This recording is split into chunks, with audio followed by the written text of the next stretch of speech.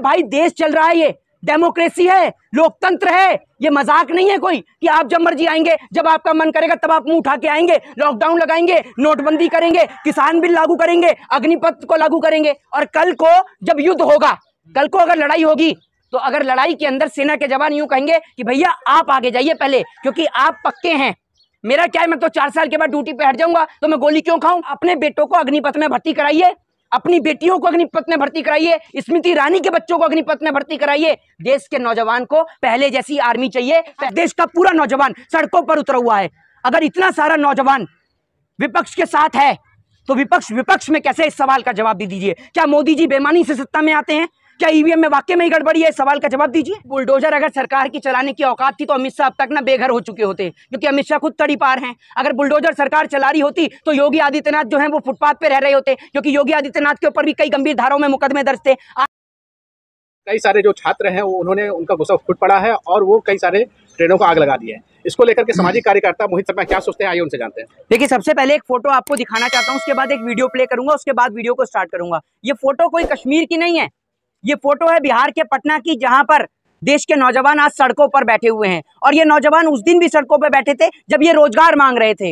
एक बात आपको बोलना चाहता हूं कि आपका जब टीवी पुराना हुआ, आपने टीवी को अपडेट किया ना, फोन, ये मोबाइल फोन यूज करते हैं, इसका सिस्टम पुराना हो जाता है, इसको भी अपडेट करते हैं ना। तो क्या आज इस देश के नौजवान मंदिर और मस्जिद से ऊपर उठ के, हिंदू और मुसलमान से ऊपर उठ के रोजगार के लिए एक साथ सड़कों पर उतरे ना? तो जब ये बात पहले बोली जा रही थी कि देश की स्थिति ये होने वाली है, तब देश के नौजवानों को ये बात समझ में क्यों नहीं आ रही थी? लेकिन आज मैं इस अपनी मुहिम को सफल समझूंगा, सक्सेस समझूंगा कि आज देश के लोग हमारी बात को समझ रहे हैं। एक व्यक्ति है जो कंटिन्यू नॉन स्टॉप हमें सोशल मीडिया पे लगातार गाली लिखता था, हर एक वीडियो पे वो अभद्र टिप्पणी किया करता था, लेकिन कल वो व्यक्ति मुझे क्या लिखता है वो मैं आपको सबसे पहले पढ़ के सुनाऊंगा, और उनके नाम के साथ में। सब इस व्यक्ति का नाम है पवन धैया। पवन धैया लिखते हैं कि आज भाई को सुनकर दिल को सुकून मिल रहा है। भाई, मैं आपसे माफी मांगता हूं, अब तक मैं आपके विरोध में था, आपने मेरी आंखें खोल दी। अब इस सरकार ने मेरी आर्मी की भर्ती का एग्जाम था, उसे बर्बाद कर दिया है। मैं आपसे माफी मांगता हूं, मैं आपको हर वीडियो में गाली लिखा करता था, अभद्र टिप्पणी लिखा करता था। इस व्यक्ति का नाम, इस शख्स का नाम पवन धैया है। आज ये माफी मांग रहा है क्योंकि आज इसको खुद समझ में आया कि इसका रोजगार इससे चला गया है। पूरा नायक फिल्म वाला सीन इस देश के अंदर लागू हो रहा है। कश्मीर से कन्याकुमारी तक पूरा भारत जल रहा है। प्रधानमंत्री अपनी सैर पे बिजी हैं। मैं प्रधानमंत्री जी से पूछना चाहूंगा, आज आपके कलेजे को ठंडक मिल रही होगी ना? जिस आर्मी की ड्रेस पहनकर आप आर्मी के टैंक में घुसे थे, आज कलेजे को ठंडक मिल रही है या और जलाना चाहते हैं इस देश को? ये देश कभी हिंदू मुसलमान के नाम पे चलता है, कभी मंदिर और मस्जिद के नाम पर चलता है, कभी ये पैगंबर और मोहम्मद साहब के नाम पर, तो कभी महादेव के नाम पर चलता है, तो कभी ये देश मंदिर और मस्जिदों के नाम पर चलता है। और आज ये देश जब रोजगार की चिंगारी घर घर तक घुसी, तो आज ये देश रोजगार के लिए जल रहा है। आपसे हम पहले ही बोल रहे थे कि ये देश की स्थिति देश में होने वाली है, लेकिन देश के रोतू प्रधानमंत्री अभी कुछ दिन में, जितना हमें सूत्रों से पता चल रहा है, कुछ दिन में प्रधानमंत्री जी टीवी चैनल पे आने वाले हैं और रोक कर दिखाएंगे, और रोक के दिखाने के बाद बोलेंगे कि मेरा ये जो फैसला है, ये लोग योजनाएं जो है वो लोगों को समझ में नहीं आई, इसीलिए अब मैं इस फैसले को वापस लेता हूं। पहले आप पूरा देश जलाते हैं, पूरे देश में आग लगाते हैं, उसके बाद आप फैसलों को वापस लेते हैं। नरेंद्र मोदी जी को शर्म आनी चाहिए कि आज पूरा देश जल रहा है। आर्मी की भर्ती कोई देश के अंदर छोटी मोटी भर्ती नहीं होती है। आपने 4 साल से पहले तो एग्जाम नहीं निकाला, और एग्जाम निकाला तो आपने डायरेक्ट उनको 4 साल के लिए कर दिया। ये बताइए मुझे, बंदूक भी घर से लेके आनी है क्या? ये बता दीजिए आप मुझे, बंदूक भी घर से लेके आनी है? और कल को जब युद्ध होगा, कल को अगर लड़ाई होगी, तो अगर लड़ाई के अंदर सेना के जवान यूं कहेंगे कि भैया आप आगे जाइए पहले, क्योंकि आप पक्के हैं।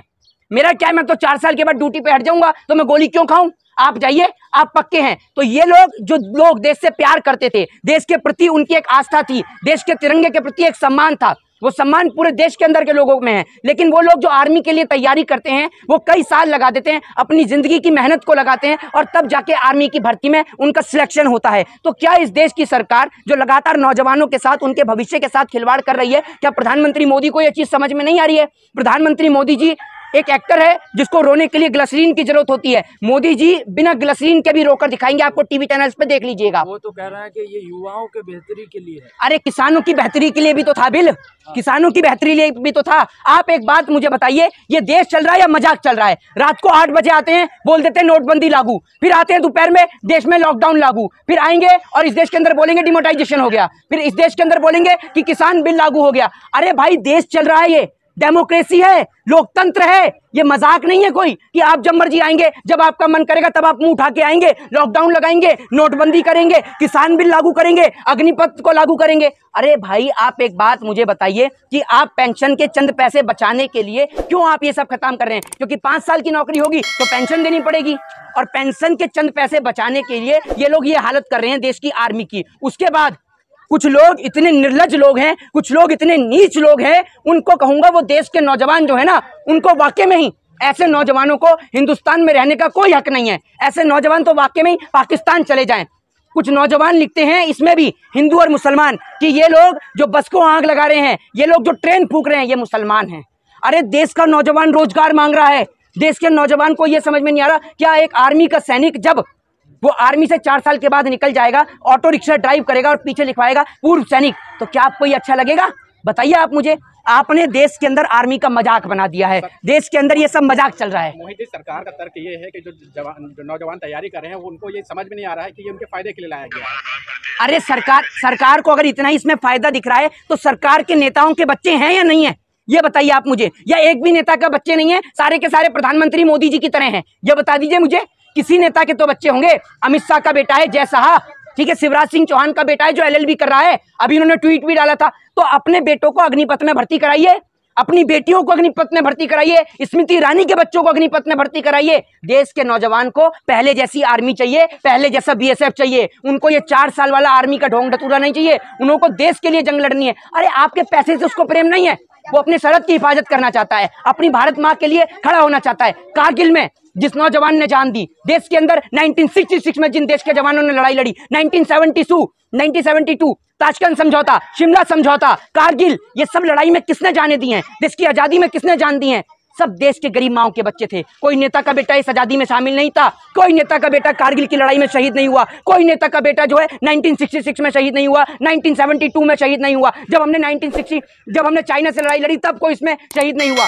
मरने वाला, शहीद होने वाला देश के लिए एक गरीब माँ का बेटा है, और आज आप उस गरीब माँ के साथ खिलवाड़ कर रहे हैं। लेकिन आज बड़ी खुशी हुई मुझे ये सब चीजें देखकर कि आज देश का नौजवान जो हिंदू और मुसलमान के नाम पर लड़ रहा था, पैगंबर मोहम्मद साहब और महादेव के नाम पर लड़ रहा था, आज दोनों एक दूसरे के कंधे पर हाथ रखकर एक साथ चलकर बोल रहे हैं कि आज लड़ाई मजहब की नहीं है, आज लड़ाई मंदिर और मस्जिद की नहीं है, आज लड़ाई है रोटी की, आज लड़ाई है तिरंगे की, आज लड़ाई है रोजगार की। और अगर हम आज चुप हो गए तो जिंदगी में कभी नहीं बोल पाएंगे। तो आज आपको बोलना है अपने हक और अधिकार के लिए। आज आपको सत्य और अहिंसा का महात्मा गांधी का रास्ता याद करना है, और आप देश के नौजवान हैं, आपके हाथ में इस देश का भविष्य है। तो आपको अपने घर और मकानों से बाहर निकलना है और शांतिपूर्ण तरीके से प्रदर्शन करिए, वो हमारा लीगल राइट है, लेकिन शांतिपूर्ण तरीके से करिए। मोहित जी, सरकार ये कह रही है कि कुछ राजनीतिक पार्टियां हैं और विपक्षी पार्टियां हैं जो इस आंदोलन को भड़का रहे हैं, और देश में जो जगह जगह हिंसा हो रही है उसके पीछे भी कोई ना कोई राजनीतिक साजिश लग रही है। भारतीय जनता पार्टी के नेताओं का जब कुटावा चढ़ रहा है,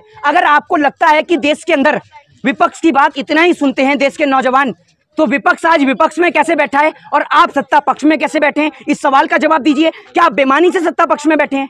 बताइए ना आप मुझे। आज लाखों की संख्या में नहीं, हजारों करोड़ों की संख्या में देश के कोने कोने में नौजवान सड़क पे है। देश की राजधानी दिल्ली से लेकर, तेलंगाना से लेकर, उत्तर प्रदेश से लेकर, आगरा से लेकर, बिहार के बलिया से लेकर पटना तक, आज देश का पूरा नौजवान सड़कों पर उतरा हुआ है।